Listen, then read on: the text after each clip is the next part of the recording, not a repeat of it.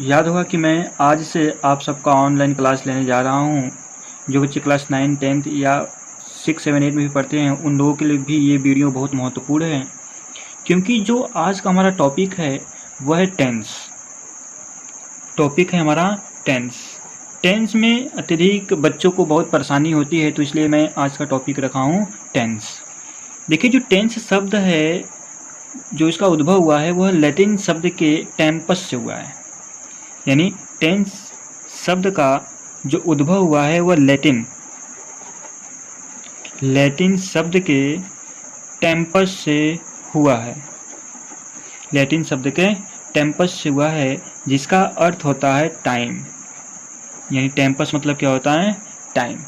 तो टेंस और टाइम में बहुत से बच्चे कंफ्यूज रहते हैं कि टेंस जो है वह टाइम में डिपेंड करता है कि नहीं करता है। तो आइए हम इसको थोड़े से कॉन्सेप्ट को समझ लेते हैं कि टेंस एवं टाइम में मतलब क्या क्या अलग अलग होता है, क्या कौन कौन सी बातें होती हैं। तो टेंस एवं टाइम अलग अलग कॉन्सेप्ट है। आपको पता है कि टाइम एक नेचुरल कॉन्सेप्ट है। जैसे कि हम टाइम और टेंस की बात कर रहे हैं, तो टाइम जो है वह एक नेचुरल कॉन्सेप्ट है, एक नेचुरल कॉन्सेप्ट है। ठीक है। जबकि जो टेंस है वह अंग्रेजी, यानी कि जो अंग्रेजी भाषा है, जो अंग्रेजी लैंग्वेज है, उसको अध्ययन करने के लिए ग्रामेटिकल कंसेप्ट है। ठीक। तो टेंस हमारा जो है वह है ग्रामेटिकल कॉन्सेप्ट है। ठीक, ये बात आपको समझ में आ गई। देखिए क्या होता है कि टाइम का जो संबंध है वह इंग्लिश ग्रामर से है। टाइम का संबंध किससे है? इंग्लिश ग्रामर से है। टेंस और टाइम ये क्या है? अलग अलग कॉन्सेप्ट है, ये एक समान कॉन्सेप्ट नहीं हो सकते, क्योंकि अगर ऐसे बहुत से वाक्य देखे जा सकते हैं जो फ्यूचर टेंस में होते हैं। ऐसे बहुत से वाक्य हैं जो देखे जाते हैं कि वे फ्यूचर टेंस में हैं, लेकिन ग्रामेटिकल विधि से जब हम उसका अनुवाद करते हैं, इंग्लिश में ट्रांसलेशन करते हैं, तो वे इंग्लिश ग्रामर के नियमानुसार वे प्रेजेंट टेंस में बनते हैं। ठीक है। मैं एक दो एग्जाम्पल लेकर आपको इस बारे में समझा देता हूँ। ठीक है। जैसे कि मैंने लिख दिया कि she is coming tomorrow. She is coming tomorrow यानी वह कल आ रही है। ठीक है। वह कल आ रही है। अब देखिए, जो टुमारो है ये क्या दर्शा रहा है? ये फ्यूचर को दर्शा रहा है, तो ये फ्यूचर में होना चाहिए, लेकिन ग्रामेटिकल रूल जो कह रहा है कि वह किस में बनेगा? प्रेजेंट टेंस में बनेगा। ठीक है। मैं एक एग्जांपल और इसका लेकर आपको क्लियर कर देता हूँ कि Sita is going to Delhi tomorrow. Sita is going to Delhi tomorrow. ठीक। या एक और एग्जांपल ले लेते हैं कि mister Sharma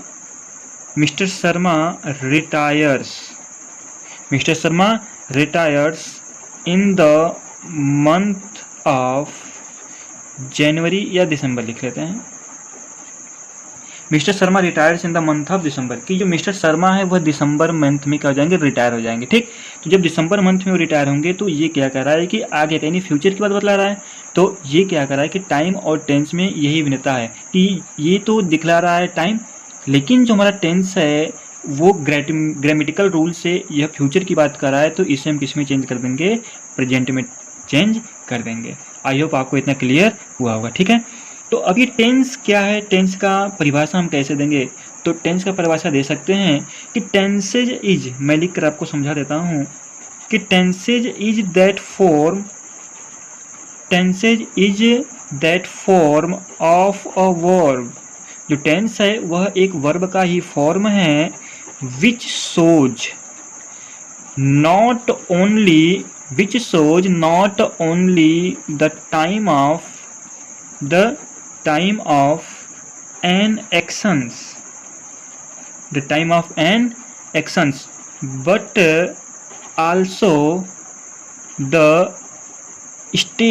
but also the state of an action, clear, or event। कह रहा है कि tenses is that form of verb which shows not only the time of an action but also the state of an action और event. That's mean कि tense एक verb का ही form होता है जो केवल समय को ही नहीं दिखलाता, केवल समय और यानी कार्य के समय को ही नहीं दिखलाता, लेकिन वह उस कार्य की घटना की स्थिति को भी प्रकट करता है, दिखलाता है। ठीक है, तो टेंस जो होते हैं वे 3 प्रकार के होते हैं। ठीक है, ये आपको पता है कि टेंस 3 प्रकार के होते हैं। टेंस 3 प्रकार के होते हैं। देखिए, आप नोट्स बनाते चलिए। ठीक है, जो बच्चे हैं जिनका क्लियर नहीं है कॉन्सेप्ट, वे अपना नोट्स बनाते चलेंगे साथ साथ कॉपी पेन के साथ। और आपका जो 10th क्लास के बच्चे हैं उनका जो क्लास है वह शाम को 5 से 6 के बीच में चलेगा। ठीक, तो आप वहाँ पर भी आना न भूलें। तो और देखिए कि टेंस 3 प्रकार के होते हैं। अब आपको क्लियर है कि टेंस 3 प्रकार के होते हैं: present tense, past tense and future tense. Present tense, past tense and future tense. ठीक, प्रेजेंट टेंस मतलब होता है वर्तमान काल, वर्तमान काल। पास्ट टेंस मतलब होता है भूतकाल, और फ्यूचर टेंस मतलब होता है भविष्य काल। वर्तमान काल जो प्रारंभ में चल रहा है, इस समय चल रहा है, भूतकाल जो बीत चुका है, भविष्य काल जो अभी आने वाला है। ठीक है, तो अब ये हैं कि जैसे आपको पता होगा कि प्रेजेंट टेंस, पास्ट टेंस और future tense. Present tense, past tense और फ्यूचर टेंस के भी 4 प्रकार होते हैं। जैसे सिंपल प्रेजेंट, सिंपल प्रेजेंट। तो सिंपल प्रेजेंट को आप प्रेजेंट इंडेफिनिट भी कह सकते हैं, प्रेजेंट इंडेफिनिट भी कह सकते हैं। ठीक है, सिंपल प्रेजेंट को हम प्रेजेंट इंडेफिनिट भी कह सकते हैं। ठीक, उसके बाद present continuous, present continuous tense. ठीक, उसके बाद क्या होगा? Present perfect tense, present perfect tense. उसके बाद क्या होगा? Present perfect continuous tense. That's clear. अब देखिए क्या कह रहा है कि प्रेजेंट, पास्ट, फ्यूचर होता है, तो इन तीनों के भी 4 प्रकार होते हैं, यानी simple present, present continuous, present perfect continuous. Similarly simple past, past continuous, past perfect continuous. Clear. Same as future indefinite या simple future, future continuous, future perfect and future perfect continuous tense. Clear. तो यहां तक आपको बात समझ में आ गई। तो अब देखिए हम इसको डिटेल में पढ़ते हैं, यानी हम लोग स्टार्ट करते हैं प्रेजेंट टेंस। हेडिंग हमारा बनेगा क्या? Present tense. प्रेजेंट टेंस यानी वर्तमान काल। ठीक, तो प्रेजेंट टेंस को समझना है कि इसे हिंदी में क्या बोलते हैं, हिंदी में इसका डेफिनेशन क्या होगा। ठीक, तो जिस वाक्य के अंत में, आप लोग बचपन से पढ़ते आ रहे हैं कि जिस वाक्य के क्रिया के अंत में, जिस वाक्य के क्रिया के अंत में ता है, ती है, ते हैं इत्यादि शब्द आते हैं, उन्हें हम प्रेजेंट इंडेफिनिट टेंस कहते हैं। That's clear. उन्हें हम प्रेजेंट इंडेफिनिट या सिंपल प्रेजेंट टेंस कहते हैं। ये बात क्लियर हो गई। अब देखिए जो ये सिंपल प्रेजेंट टेंस है, अब इनमें भी क्या होता है कि इन्हें हम चेंज कर देते हैं असर्टिव में। किस में कर सकते हैं? असर्टिव में।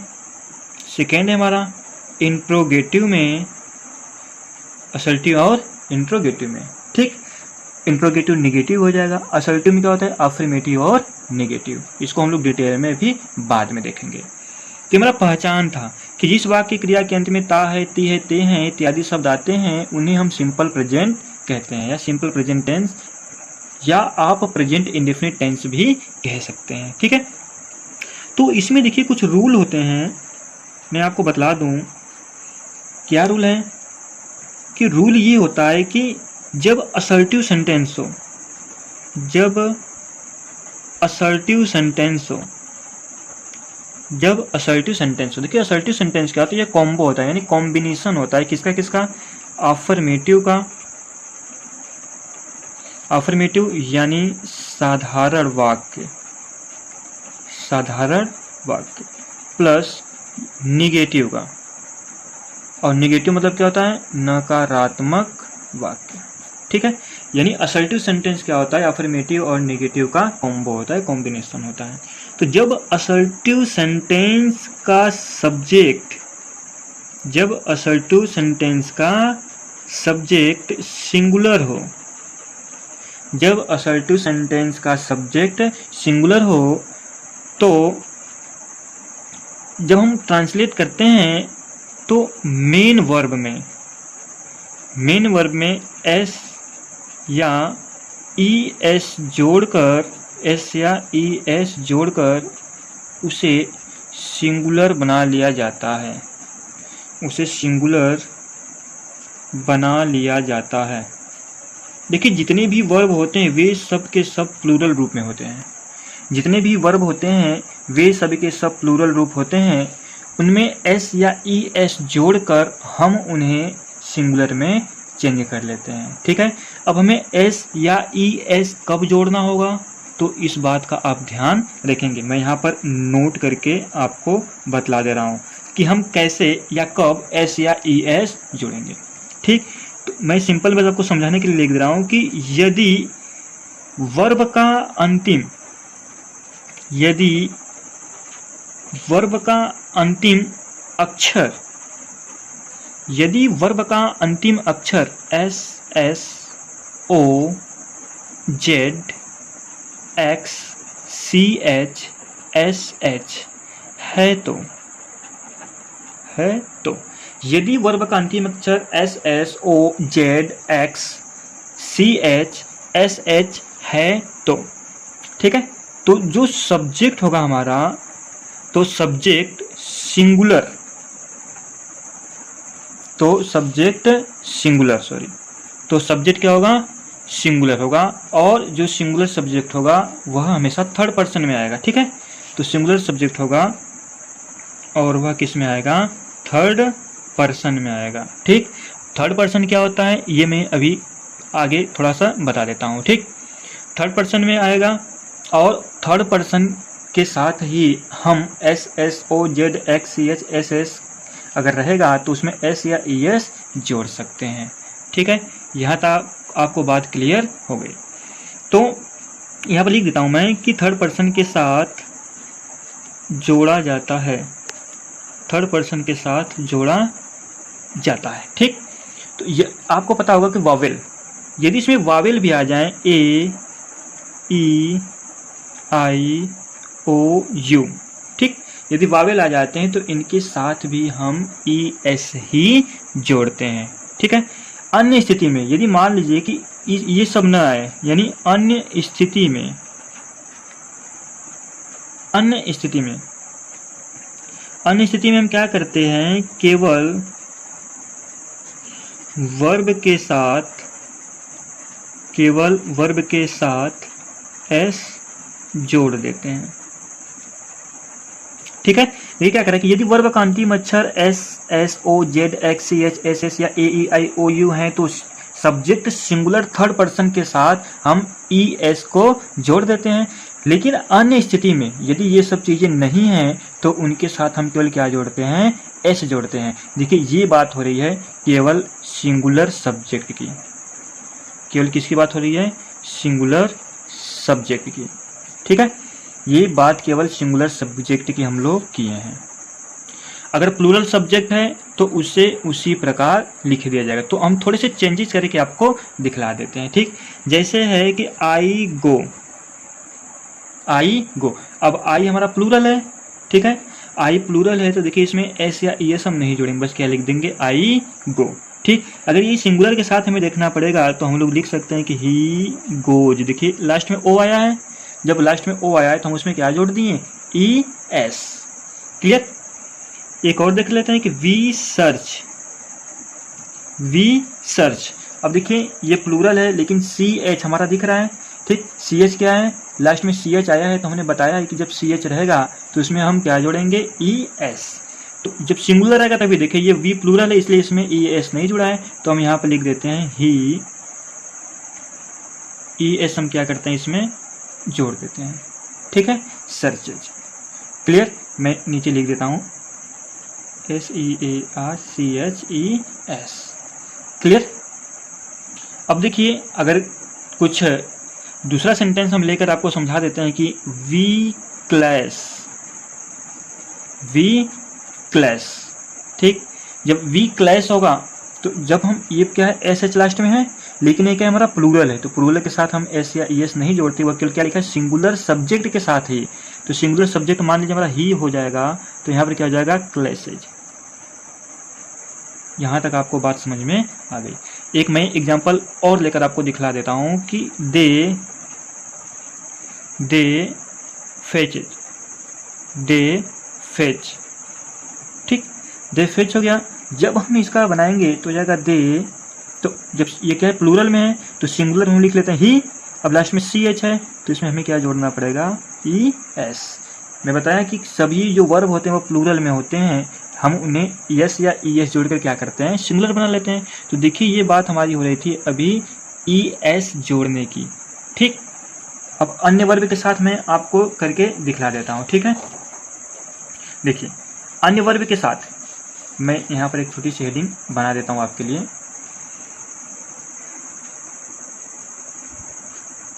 अन्य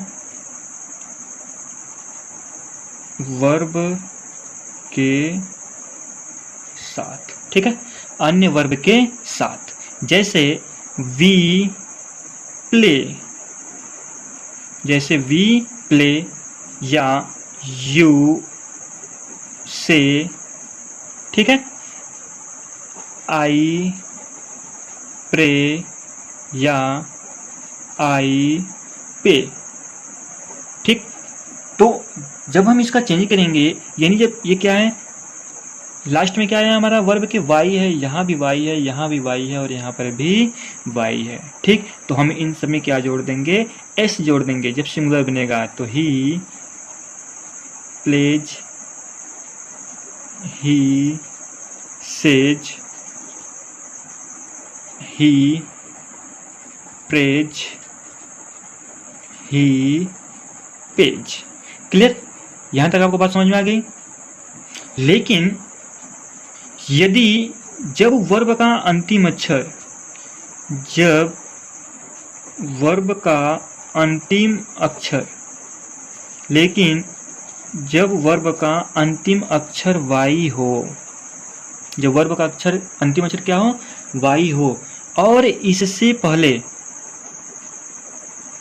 और इससे पहले यानी वाई से पहले, इससे पहले और वाई से पहले कोई व्यंजन हो, कोई व्यंजन हो। ठीक है, व्यंजन यानी कॉन्सोनेंट हो, तो सब्जेक्ट, जो हमारा सब्जेक्ट होगा वह सिंगुलर नंबर थर्ड पर्सन के साथ होगा। ठीक है, हो तो सब्जेक्ट सिंगुलर थर्ड पर्सन के साथ, सब्जेक्ट सिंगुलर थर्ड पर्सन के साथ सिंपल प्रेजेंट में, सिंपल प्रेजेंट यानी प्रेजेंट इंडेफिनिट, मैं बार बार बतला रहा हूँ, सिंपल प्रेजेंट यानी प्रेजेंट इंडेफिनिट। तो सिंपल प्रेजेंट में वाई को आई ई एस, वाई को आई ई एस में हम क्या करते हैं, परिवर्तन कर देते हैं। ठीक है, या बदल देते हैं, आई ई एस में बदल देते हैं। ठीक है, अब देखिए कैसे, मैं वर्ब के बारे में थोड़ा सा बतला देता हूँ आपको कैसे चेंज करेंगे हम। जैसे आ गया कि दे फ्लाई काइट, तो हम यहाँ पे लिख देते हैं काइट्स, दे फ्लाई काइट्स। क्यों काइट्स लिख दे, क्योंकि ये क्या है प्लूरल है तो इसके साथ प्लूरल ही जाएगा, दे फ्लाई काइट्स। जब हम इसको सिंगुलर में चेंज करेंगे, सिंगुलर में देखिए हम ये बतला रहा हूँ कि हम वर्ब में एस या ई एस कब जोड़ते हैं। ठीक है, तो देखिए सिंगुलर जाएगा तो दे को हम क्या लिख देंगे, ही। तो यहाँ पर फ्लाई है FLY, तो मैंने बताया कि वाई हो तो, और वाई से पहले क्या हो, कॉन्सोनेंट। देखिए वाई से पहले एल है, ये कॉन्सोनेंट है, तो वाई को हम IES में चेंज कर देंगे, यानी वाई को हटाकर हम क्या लिख देंगे, IES, ही फ्लाइज काइट। ठीक, अब हम यहाँ पर काइट्स नहीं लिख सकते, ठीक है, या एक से अधिक काइट को यदि फ्लाई कर रहा है तो आप काइट्स भी लिख सकते हो। ठीक, अब देखिए एक दूसरा लेकर समझा देते हैं कि तो इसे हम किस में चेंज कर देंगे, इसी के अगर हम इसे सिंगुलर बनाएंगे तो हो जाएगा आई को ही या सी में चेंज कर दी, सी तो ट्राई है। तो देखिए वाई से पहले क्या है, कॉन्सोनेंट है, जब वाई से पहले कॉन्सोनेंट होगा तो वाई को हटाकर हम IES जोड़ देंगे, IES यानी सी ट्राइज। क्लियर, एक और लिख देते हैं, जैसे हो जाएगा गर्ल्स, यहाँ पर मैं लिख दे रहा हूँ, ठीक है, गर्ल्स क्राई, प्लूरल है तो उस प्लूरल के साथ क्या लगता है, यस या यस नहीं लगता, तो हम इसे सिंगुलर में चेंज कर देंगे, गर्ल्स को क्या कर देंगे, गर्ल कर देंगे, या किसी का नाम ले लेते हैं, ठीक है, यानी सीता, नाम ले लिया क्या, सीता। ठीक, तो क्राई है तो CR। अब देखिए वाई से पहले क्या है, कॉन्सोनेंट है, तो वाई को हटाकर हम IES क्या करेंगे, उसमें जोड़ देंगे। आई होप आपको इतना समझ में आया होगा, ठीक है। तो कुछ एग्जाम्पल लेकर हम आपको टेंस समझाने की कोशिश करते हैं। एग्जाम्पल, ठीक, तो एग्जाम्पल क्या हो जाएगा कि वे लोग एक पत्र लिखते हैं, वे लोग एक पत्र लिखते हैं। ठीक है, आपके सामने ये क्या है, असर्टिव सेंटेंस है। ठीक, अब हमें इसको क्या करना है, ट्रांसलेट करना है। तो ट्रांसलेट करने के लिए हमें क्या चाहिए, हमें सबसे पहले चाहिए क्या, सब्जेक्ट। हमें सबसे पहले क्या चाहिए, सब्जेक्ट चाहिए, प्लस हेल्पिंग वर्ब तो होती नहीं असर्टिव की, तो हमें चाहिए मेन वर्ब। हमें क्या चाहिए, मेन वर्ब। ठीक, प्लस यदि देखिए जो सब्जेक्ट है यह क्या है, सिंगुलर है, यदि जो सब्जेक्ट है वह सिंगुलर है तो हम इसमें S या ES जोड़ देंगे, प्लस ऑब्जेक्ट आ जाएगा, और प्लस हम यहाँ पर क्या कर देंगे, अदर वर्ड लिख देंगे। ठीक, अदर वर्ड लिख देंगे जो भी हमारा आगे होगा। लेकिन यदि जो सब्जेक्ट है वह क्या है, हमारा प्लूरल हो, लेकिन सब्जेक्ट हमारा क्या हो, प्लूरल हो, तो हम लिखेंगे मेन वर्ब प्लस, अब S या ES हमको लिखना नहीं है, बस हमें क्या लिखना है, ऑब्जेक्ट लिखना है, और प्लस यहाँ पर अदर वर्ड लिखना है। ठीक है, यहाँ तक आपको समझ में आ गई। इसको हम यहाँ पर क्या कर देते हैं, बना लेते हैं ऐसे। आप भी अपने नोट्स को बनाते रहिए। तो देखिए सेंटेंस हमारे सामने है कि वे लोग एक पत्र लिखते हैं, तो वे लोग की स्पेलिंग क्या होती है, दे। अब देखिए सब्जेक्ट हमारा क्या है, ये सिंगुलर है कि प्लूरल है, तो सब्जेक्ट हमारा क्या है, प्लूरल है। देखिए सिंगुलर प्लूरल अगर आपको नहीं समझ में आ रहा है तो मैं यहाँ पर लिख देता हूँ सिंगुलर, और इधर क्या लिख दिया, प्लूरल। ठीक, सिंगुलर में होता है ही, सी, इट, किसी भी व्यक्ति का नाम, या तो आप कह सकते हैं नाउन। ठीक, और यह नाउन हमारा किस में होना चाहिए, यह नाउन हमारा सिंगुलर में होना चाहिए। ठीक, प्लूरल क्या होता है, आई होता है, वी होता है, यू होता है, एंड दे होता है। ठीक, और नाउन अगर ले लेंगे तो नाउन में क्या होगा कि दो लोग होंगे। ठीक है, दो लोग होंगे जिसे हम प्लूरल कहते हैं। ठीक, नाउन वो भी किस क्या होना चाहिए, प्लूरल, जैसे राम और श्याम। मैं लिख देता हूँ राम एंड श्याम, और यहाँ पे कल क्या हो जाएगा, राम। ठीक, तो देखिए सेंटेंस देखिए क्या लिखा है कि वे लोग एक पत्र लिखते हैं, वे लोग एक पत्र लिखते हैं, तो वे लोग का क्या हो जाएगा, दे। अब हमारा ये प्लूरल है तो प्लूरल के बाद क्या लिखा है, मेन वर्ब, तो मेन वर्ब हमारा क्या है, लिखना। मेन वर्ब क्या है, लिखना, तो लिखने का अंग्रेजी क्या होगा, राइट। ठीक, दे राइट। अब देखिए ऑब्जेक्ट क्या है, एक पत्र, वे लोग एक पत्र लिखते हैं, तो दे राइट अ लेटर। ठीक, तो देखिए वे लोग हैं तो एक पत्र नहीं लिखेंगे, हम यहाँ से एक हटा देते हैं, तो ये क्या हो जाएगा, लेटर्स हो जाएगा। ठीक है, दे राइट लेटर्स। वह, पहले मैं छोटा छोटा एग्जाम्पल लेकर चलूंगा, ठीक है। वह एक गीत गाती है, वह एक गीत गाती है। जब हम इसका ट्रांसलेट करेंगे तो देखिए क्या कर रहा है, वह एक गीत गाती है, वह सिंगुलर है, तो वह सिंगुलर है तो वह का क्या होगा, सी। ये सिंगुलर तो क्या हो जाएगा, सी। जब देखिए सब्जेक्ट सिंगुलर है, ये वाला फर्स्ट वाला देखिए रूल कि सब्जेक्ट क्या है हमारा, सिंगुलर है तो सी लिख दिया। उसके बाद मेन वर्ब हमें लिखना है, मेन वर्ब क्या है, गाना, और गाना क्या होता है, सिंग, ठीक, सी सिंग। अब क्या करा है कि इसमें एस या ई एस जोड़ना है, तो देखिए लास्ट हमारा कॉन्सोनेंट आया है। अभी मैंने इसके पहले बताया था कि S S C H S S अगर ये सब वर्ड आता है या A E I O you आता है तो उसमें हम ई एस जोड़ेंगे, लेकिन यहाँ पर कोई कॉन्सोनेंट यानी अन्य वर्ड आया है तो इसमें हम केवल क्या जोड़ देंगे, एस जोड़ देंगे, ठीक। तो she sings a song, she sings a song, ठीक है। यहाँ तक आपको क्लियर हो गया होगा, ठीक। मैं एक दो एग्जांपल और करके आपको समझा देता हूँ। जैसे कि राम और श्याम,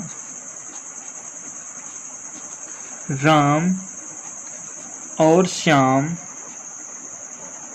साथ साथ विद्यालय जाते हैं, राम और श्याम साथ साथ विद्यालय जाते हैं।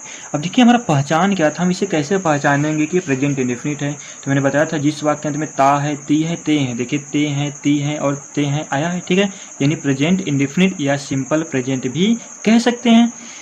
तो जब हम इसे चेंज करेंगे, ट्रांसलेट करेंगे तो क्या हो जाएगा, राम और तो क्या होगा, एंड श्याम, राम एंड श्याम। देखिए राम जो किसी व्यक्ति का नाम होता है तो कैपिटल लेटर में लिखते हैं, राम एंड श्याम।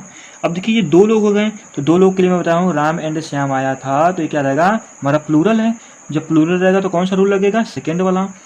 तो सब्जेक्ट प्लूरल, तो सब्जेक्ट हमने लिख लिया, उसके बाद क्या मेन वर्ब, मेन वर्ब क्या हमारा गो। देखिए लास्ट में ओ आया है तो इसमें हम ई एस नहीं जोड़ेंगे। क्यों नहीं जोड़ेंगे, क्योंकि हमारा जो राम एंड श्याम है वो प्लूरल है, और हमें ई एस हम कब सीखें जोड़ना, जब सब्जेक्ट सिंगुलर हो, लेकिन यहाँ पर सब्जेक्ट क्या है, प्लूरल है। गो टू स्कूल, टुगेदर, साथ साथ क्या होता है, टुगेदर, यानी वे साथ साथ स्कूल जाते हैं, ठीक है। या मैं शतरंज खेलता हूँ, मैं शतरंज खेलता हूँ। तो मैं का क्या होता है, आई।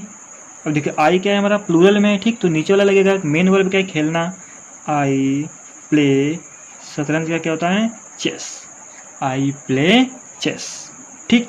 तो ये हमारा किस में था, ये सब था असर्टिव सेंटेंस। असर्टिव सेंटेंस का कौन सा पार्ट था, हमारा असर्टिव सेंटेंस का ये अफर्मेटिव पार्ट था। मैं यहाँ पर आपको लिख देता हूँ, अफर्मेटिव, ठीक, अफर्मेटिव था। अब हम यहाँ पर क्या देख लेते हैं, निगेटिव पार्ट देख लेते हैं, निगेटिव सेंटेंसेज, ठीक, निगेटिव सेंटेंस देख लेते हैं। तो निगेटिव सेंटेंस में हमारा सिंगुलर सब्जेक्ट जब रहेगा, निगेटिव सेंटेंस में जब सिंगुलर सब्जेक्ट रहेगा, ठीक है, तो इसके लिए जो हेल्पिंग वर्ब है, एच भी यानी हेल्पिंग वर्ब, ठीक, हेल्पिंग वर्ब है वह लगेगा डज नॉट, ठीक है, हेल्पिंग वर्ब क्या लगेगा, डज नॉट। लेकिन यदि सब्जेक्ट हमारा प्लूरल है, यानी जो सब्जेक्ट हमारा वह क्या है, प्लूरल, यानी प्लूरल सब्जेक्ट के लिए जो हेल्पिंग वर्ब है, हेल्पिंग वर्ब यानी सहायक क्रिया, वह क्या हो जाएगी, डू नॉट, ठीक। जब हम इसका स्ट्रक्चर बनाएंगे तो क्या हो जाएगा, सब्जेक्ट प्लस हेल्पिंग वर्ब यानी डू या does plus not plus main verb plus object. अब देखिए कि इसमें हम एस या ई एस नहीं जोड़ेंगे, वो केवल असर्टिव के लिए था। आप पीछे नियम देख लीजिएगा, मैं उसमें लिखा हूँ कि यह नियम क्या है, केवल असर्टिव के लिए, ठीक है। तो जब निगेटिव सेंटेंस में आएंगे, असर्टिव को भी अफर्मेटिव के लिए है, जब निगेटिव सेंटेंस में हम आएंगे तो हमको स्ट्रक्चर दिख रहा है कि सब्जेक्ट प्लस डू या does plus not plus main verb plus object, ठीक। तो मैं इसका एग्जांपल करके आपको दिखाता हूँ। जैसे कि देखिए एग्जांपल हमारे सामने है, यहाँ पर देखिए आप लोग कि वे लोग पत्र लिखते हैं, तो हमने क्या बनाया था, दे, ठीक। अब ये प्लूरल है, दे प्लूरल है, तो प्लूरल के लिए हम क्या लगेंगे, प्लूरल सब्जेक्ट के लिए हेल्पिंग वर्ब क्या है, डू नॉट, तो हम लिख देंगे do not, they do not. अब देखिए वर्ब, मेन वर्ब क्या है, राइट, लिखना, right, they do not write letters, they do not write letters. ठीक, यहां तक बात क्लियर होगी। अब देखिए वह एक गीत गाती है, वह एक गीत गाती है, तो वह काम क्या बनाए थे, सी।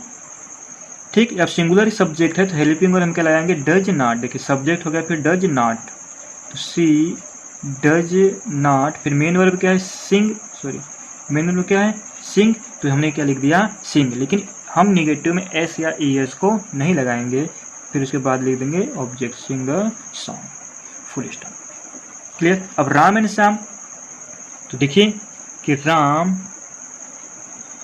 एंड श्याम, ये भी प्लूरल है, तो प्लूरल के लिए क्या लगाएंगे, डू नॉट, तो Ram and Shyam do not go to school together, go to school together. ठीक, मैं शतरंज खेलता हूं, यदि जब हम इसका हम निगेटिव बनाएंगे तो जाएगा आई, अब ये भी प्लूरल है, तो I do not play chess, I do not play chess.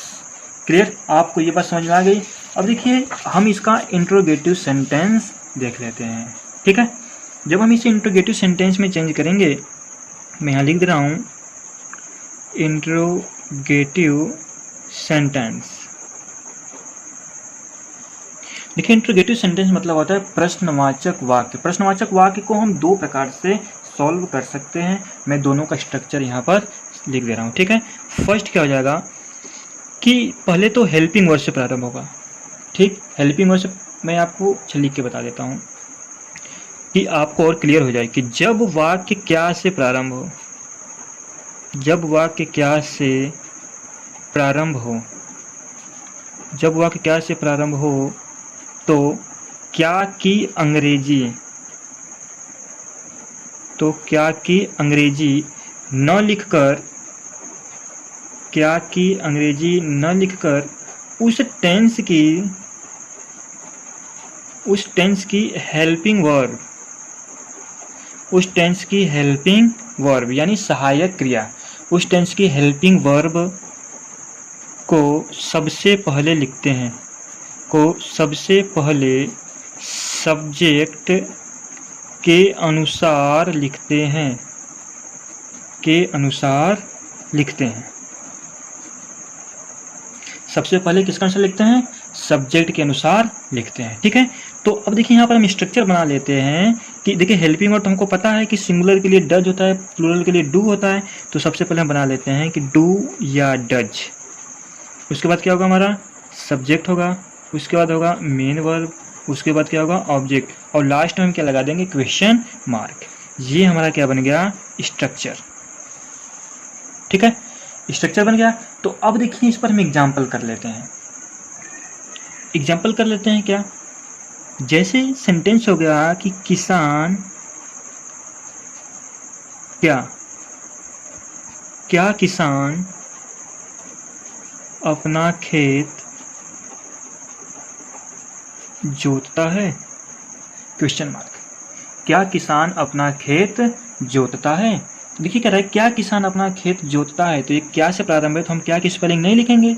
ठीक है, जब क्या की स्पेलिंग हम नहीं लिखेंगे तो हम क्या लिखेंगे, तो मैंने बताया है कि डू या डज को सबसे पहले लिखेंगे। ठीक, तो देखिए किसान क्या है, हमारा सिंगुलर नंबर है। अब कैसे पता चला कि सिंगुलर, किसान तो प्लूरल भी हो सकता है। ठीक, तो देखिए किसान अपना खेत जोतता है, यदि किसान अपना खेत जोतते हैं रहता तो प्लूरल होता, लेकिन यहाँ पर क्या है, सिंगुलर है। तो क्या इसको हम बनाएंगे कि डज द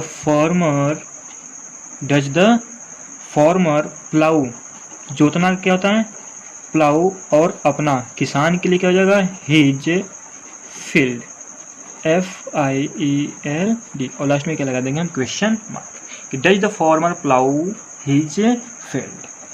ठीक, इसी तरह एक सेंटेंस और हम लिख लेते हैं कि क्या वह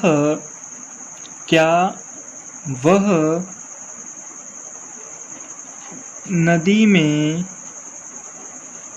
कपड़े धोती है? क्या वह नदी में कपड़े धोती है? ठीक, देखिए कह रहा है क्या वह नदी में, तो क्या से वर्ड प्रारंभ हो गया, ये क्या है हमारा सिंगुलर है, तो सिंगुलर के लिए हमें पता है क्या लगाते हैं डज, और वह क्या फेमिनिन जेंडर है तो लगाएंगे सी, डज सी। देखिए कपड़ा धोना क्या होता है wash, does she wash clothes, कहाँ पर होती हैं नदी में, तो इन द रिवर, और लास्ट में क्या लगा देंगे क्वेश्चन मार्क। ठीक है, एग्जाम्पल लेकर और आपको हम क्लियर कर रहे हैं। जैसे हो जाएगा कि क्या राहुल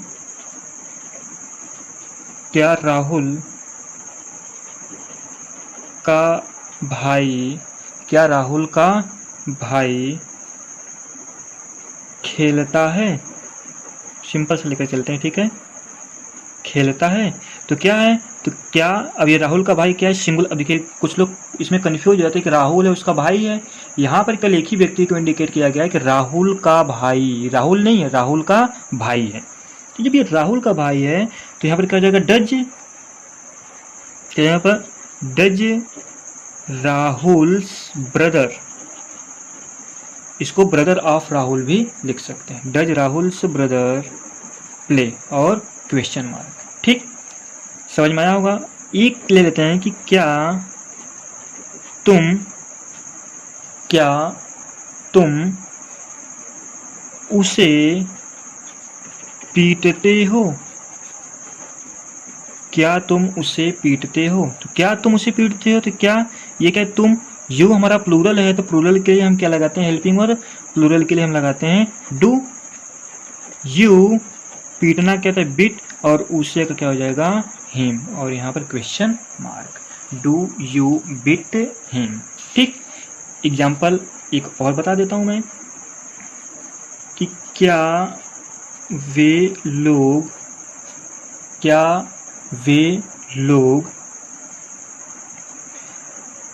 पानी पीते हैं? क्या वे लोग पानी पीते हैं? इसी तरह क्या वे लोग पानी पीते हैं, तो वे क्या है हमारा प्लूरल है तो इसलिए क्या लगाएंगे do they drink water, last में क्वेश्चन मार्क।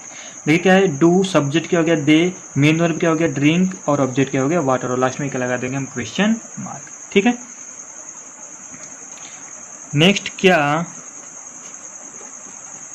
मेरे दादाजी चाय पीते हैं? देखिए सभी सेंटेंस के अंत में क्या आया ता है ती है ते हैं। ठीक है, क्या मेरे दादाजी चाय पीते हैं, तो देखिए दादाजी ये क्या है सिंगुलर में हो जाएगा, तो डज माई ग्रैंडफादर, ग्रैंडफादर को क्या कहते हैं दादाजी, डज माई ग्रैंडफादर, देखिए चाय पीने के लिए क्या लगाते हैं, पीने के लिए टेक टी या टेक द टी। क्लियर, यहाँ तक आपको बात समझ में आ गई। देखिए मैं बताया था कि इंट्रोगेटिव का 2 पार्ट होता है, तो फर्स्ट पार्ट वो था, हम लोग देखेंगे सेकेंड पार्ट। सेकेंड पार्ट क्या है कि जब क्वेश्चन वर्ड यानी कब, क्यों, कहाँ, कैसे, कौन, जब कब क्यों कहाँ कैसे कौन इत्यादि वर्ड, ठीक है, किसका कौन सा इस इत्यादि शब्द वाक्य के बीच में आ जाते हैं, वाक्य के बीच में आ जाते हैं, तो उसकी अंग्रेजी किसकी अंग्रेजी, इन्हीं सबकी कब क्यों कहाँ कैसे इन सबकी अंग्रेजी सबसे पहले लिखते हैं, सबसे पहले क्या करते हैं लिखते हैं। ठीक है, तो जब इसे सबसे पहले लिखते हैं तो यहाँ पर ध्यान दीजिए कि क्या कह रहा है यहाँ पर, कि मैं एग्जाम्पल लेकर आपको समझा देता हूँ। ठीक, कि मैं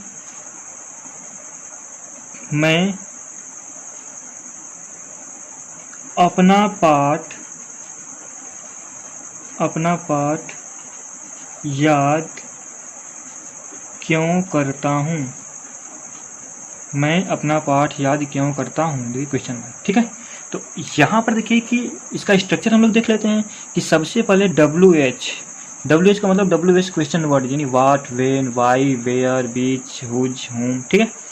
WH आएगा, उसके बाद हमारा आएगा हेल्पिंग वर्ब डू या डज आएगा, फिर क्या आ जाएगा, सब्जेक्ट आ जाएगा, फिर क्या होगा, मेन वर्ब आएगा और ऑब्जेक्ट आएगा, और ऑब्जेक्ट के बाद क्या आ जाएगा हमारा क्वेश्चन मार्क, ठीक है। तो इसको हम लोग यहाँ पर ऐसे कर लेते हैं। तो क्या है कि मैं अपना पाठ याद क्यों करता हूँ, तो क्यों सबसे पहले बीच में आ गया है, तो क्यों की अंग्रेजी हम क्या करेंगे, सबसे पहले लिखेंगे, और क्या होता है वाई, ठीक। अब देखिए वाई WH हो गया, उसके बाद क्या डू या डज, और हमें देखना है कि सब्जेक्ट हमारा सिंगुलर है कि प्लूरल। तो हम देख रहे हैं कि सब्जेक्ट प्लूरल है, तो जब सब्जेक्ट प्लूरल होगा तो वाई के साथ हम क्या लगाएंगे, डू, वाई डू, उसके बाद क्या है subject I, why do I, फिर मेन वर्ब क्या है याद करना, याद करने क्या हो जाएगा learn, why do I learn.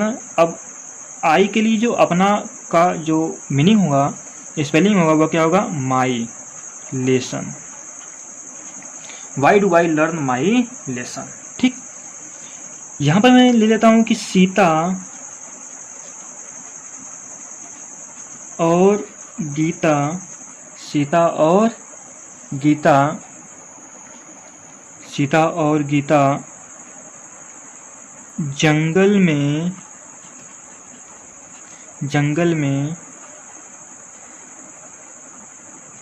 क्या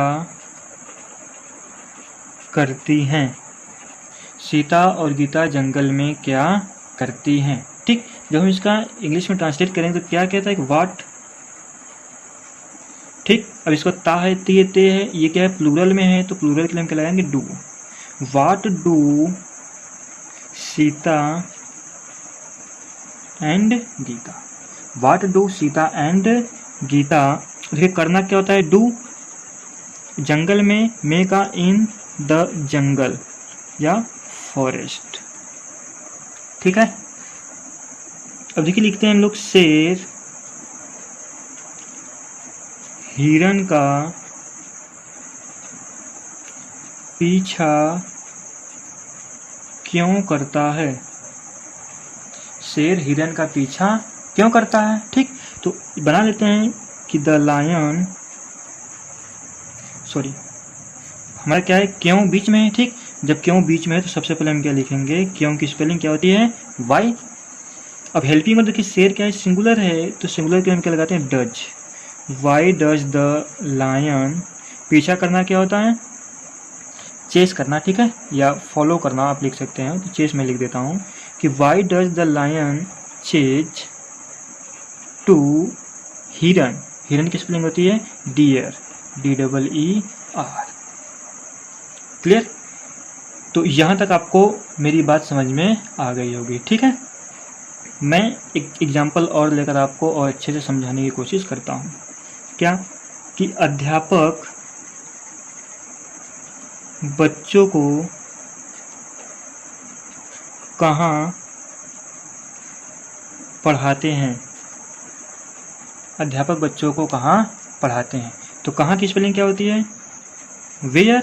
अब देखिए अध्यापक क्या सिंगुलर है, तो वेयर डज द टीचर, पढ़ाना क्या होता है टीच, देखिए इसके थ्रू चलेंगे, WH हो गया, डू डज हो गया, सब्जेक्ट हो गया, मेन वर्ब हो गया, ठीक है। और मेन वर्ब हमेशा फर्स्ट फॉर्म में रहेगा, मेन वर्ब हो गया, उसके बाद क्या है ऑब्जेक्ट हो गया, यानी बच्चों को, टू बच्चों यानी चिल्ड्रेन, क्लियर। आई होप आपको समझ में आया होगा, ठीक है।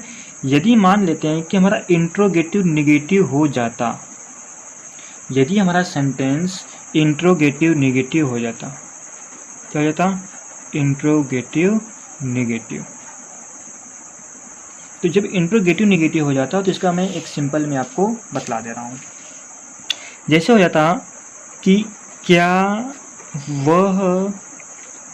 वह नहीं पढ़ती है,